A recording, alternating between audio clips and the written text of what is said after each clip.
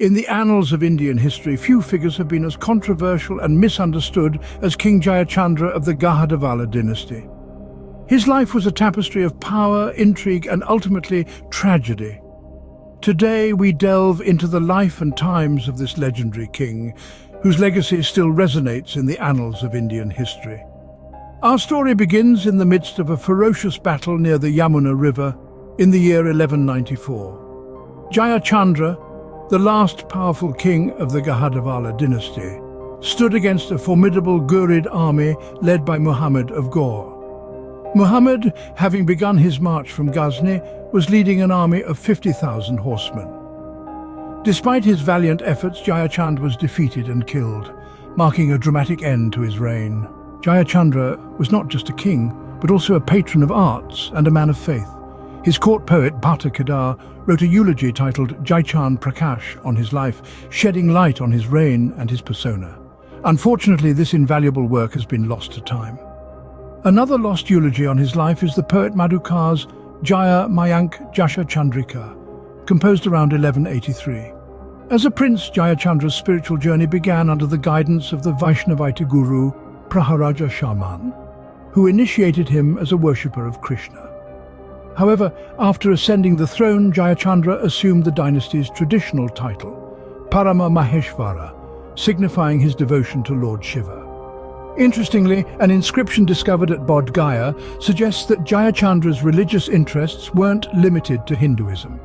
The inscription records the construction of a guha, a cave monastery, at Jayapura, hinting at Jayachandra's interest in Buddhism.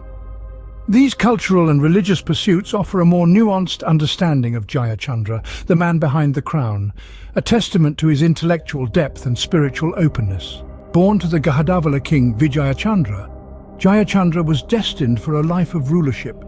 He was crowned king on the 21st of June, 1170, inheriting not only his father's throne, but also his grandfather Govindachandra's royal titles. As the leader of three forces, the cavalry, the infantry, and the elephant corps, he was a formidable presence on the battlefield. Moreover, he was a patron of different branches of learning, a testament to his intellectual prowess. Despite the grandeur of his titles, Jayachandra's reign was not without controversy. His inscriptions, while grandiloquent, do not mention any concrete achievement.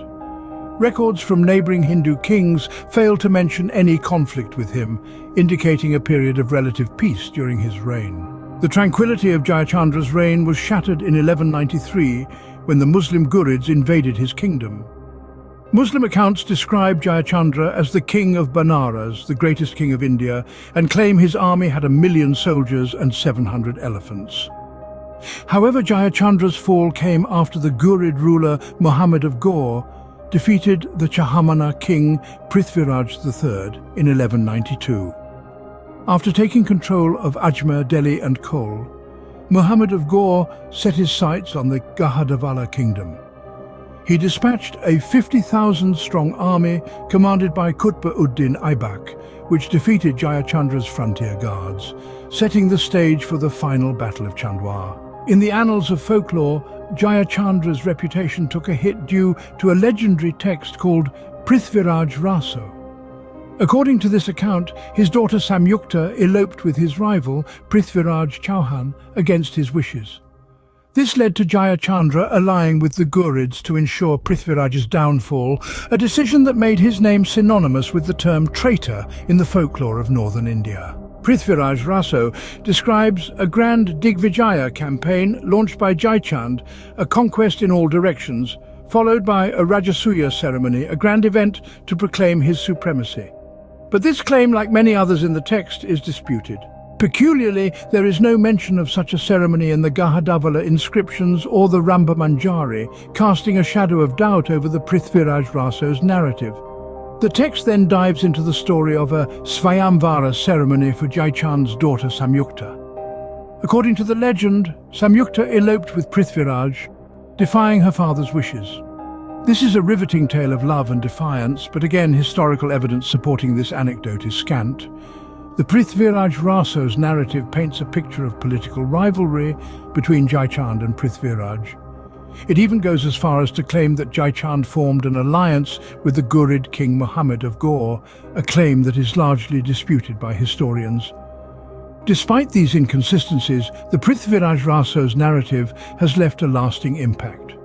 It has shaped a perception of Jayachandra that is far removed from historical reality, turning his name into a synonym for traitor in Indian folklore.